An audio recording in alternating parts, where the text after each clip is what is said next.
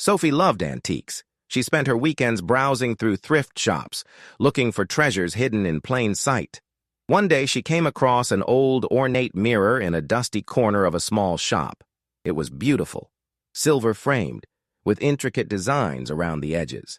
The shopkeeper told her it was from the 1800s, and it had a mysterious history. The last owner swore it didn't reflect everything, he said with a wink. It only shows what's really there. Sophie thought it was just an odd, superstitious story to sell a mirror, but she bought it anyway. It looked perfect in her hallway, reflecting the warm light of the apartment. However, the first time Sophie looked into it, she felt something was off. The reflection of her hallway seemed darker, somehow. She shrugged it off, but every time she passed by it, she couldn't shake the feeling that the reflection wasn't quite right. The hallway always seemed slightly off, like there was something lurking just out of view. One evening, while she was getting ready for bed, Sophie caught a glimpse of her reflection in the mirror. But something was wrong. She wasn't alone.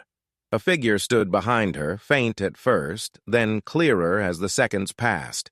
It was a man, standing just a few feet away, staring at her with wide, hollow eyes. Sophie spun around, but no one was there. Her heart raced. She ran out of the room, but the reflection of the man was still in the mirror, getting closer, step by step.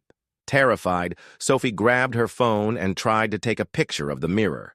But when she looked at the screen, the photo showed the hallway, empty. The mirror? It showed the man standing right behind her. Panicking, she tried to cover the mirror with a cloth, but the reflection of the man only grew more intense, as if he was now reaching out, his hand pressing against the glass from the other side. Sophie screamed and ran out of her apartment. Leaving everything behind, she never went back. Weeks later, when the apartment was empty, the landlord sold the mirror to a new tenant. The shopkeeper smiled as he handed it over. "Did I mention," he said, "it only shows what's really there?"